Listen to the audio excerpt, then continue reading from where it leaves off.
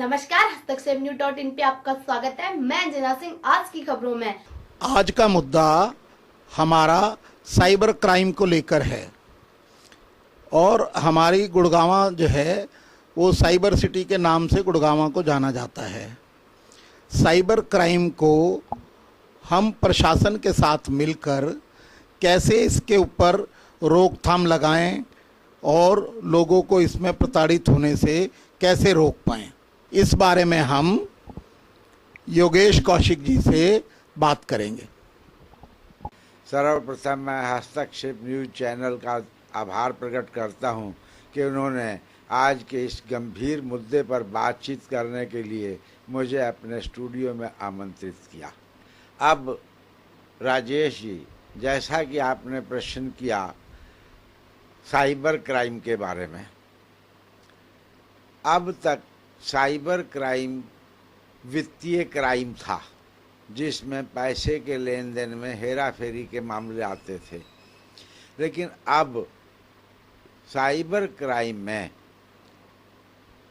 दूसरी चारित्रिक समस्याएं भी आने लग गई हैं, जो एक गंभीर विषय है जिस पर सरकार को गहन जांच करनी चाहिए और जो आरोपित है या जिसने साइबर क्राइम किया है, जांच में जो पक्ष दोषी हो उसके विरुद्ध कठोर प्रशासनिक कार्यवाही करनी चाहिए, ताकि उस कठोर दंड से दूसरे लोगों को एक सबक मिले और लोग इस क्राइम के अंदर बढ़ावे में का सहयोग न दें।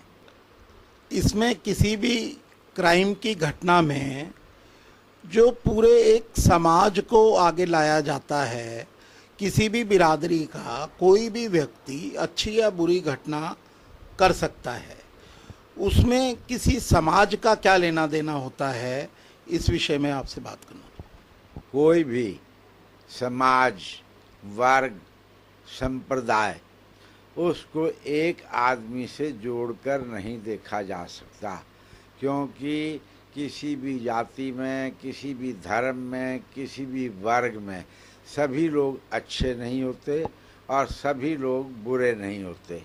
इसलिए ऐसे मामलों में केवल दोषी को देखा जाना चाहिए। ये क्राइटेरिया नहीं होना चाहिए कि वो दोषी किस वर्ग, जाति, संप्रदाय या धर्म से संबंधित है। जिस आदमी ने दोष किया है, जो गलती का पात्र है, उसी को हमें जो है प्रताड़ित करना चाहिए और सरकार को भी शीघ्र से शीघ्र ऐसे मामलों में कार्यवाही करते हुए दोषी को कठोर दंड देना चाहिए, ताकि ऐसे मामलों को बढ़ावा न मिल सके। किसी भी घटनाक्रम का किसी समाज से जोड़कर और उसका प्रचार शुरू हो, उसके रोकथाम के लिए तुरंत ऐसे क्या उपाय किए जाने चाहिए ताकि वो गलत प्रचार किसी भी समाज को अगर बदनाम करता है या उसका बुरा प्रचार उस खबर के माध्यम से होता है, तो उसको किस प्रकार तुरंत रोका जाए, ताकि कोई भी समाज, चाहे कोई पंजाबी समाज है, चाहे बनिया समाज है, चाहे दलित समाज है, चाहे यादव समाज है, चाहे ब्राह्मण समाज है, वो पूरा समाज उस घटना से प्रेरित होकर उससे संबंध ना जोड़ा जा सके। हमारे मीडिया बंधु वो सहयोग कर सकते हैं। जब भी कोई घटना घटे, उस व्यक्ति विशेष के बारे में ही समाचार छापा जाए, उस व्यक्ति को उसकी जाति या वर्ग से जोड़ना उचित नहीं है। और जिस दिन इस पर प्रतिबंध लग जाएगा, उस दिन केवल दोषी ही सजा का पात्र होगा। उस समाज संबंधित, उस व्यक्ति से संबंधित समाज जो है ना, वो अपमानित महसूस नहीं करेगा। हाँ, उस समाज का ये धर्म बन जाता है, उसकी ये ड्यूटी बन जाती है, उसका कर्म बन जाता है कि वो अपने उस जिस समाज से वो व्यक्ति संबंध रखता है वह समाज उस व्यक्ति का बायकॉट करे, उस व्यक्ति को शर्मिंदा करे और प्रशासन से ये अपेक्षा करे कि प्रशासन ऐसे दोषी व्यक्ति को शीघ्र सजा प्रदान करेगा पूर्ण जांच के उपरांत। जैसा कि आपने कहा कि मीडिया वालों को इसके बारे में विचार करना चाहिए, आपका सुझाव सराहनीय है, परंतु मीडिया वाले वो दिखाना चाहते हैं जो लोग देखते हैं।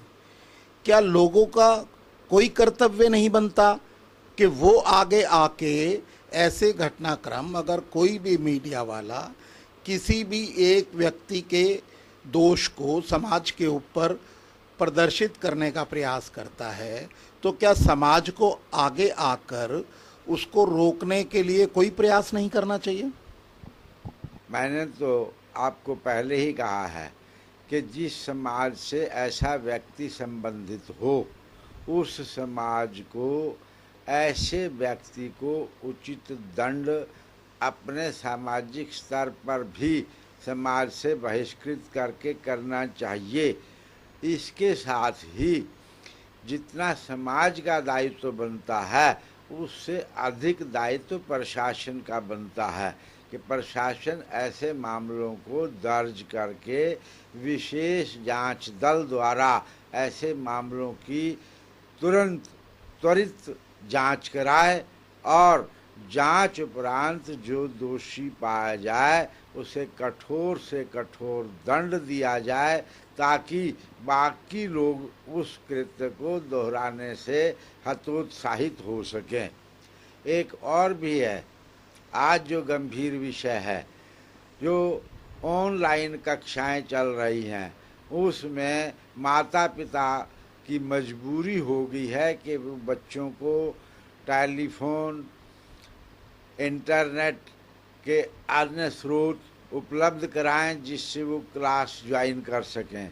लेकिन मेरा अपना निजी तजर्बा ये है कि आजकल अगर मोबाइल खोलो तो उसमें कई तरह के बहुत दूषित सामग्री रखते हैं, वो खुल जाते हैं।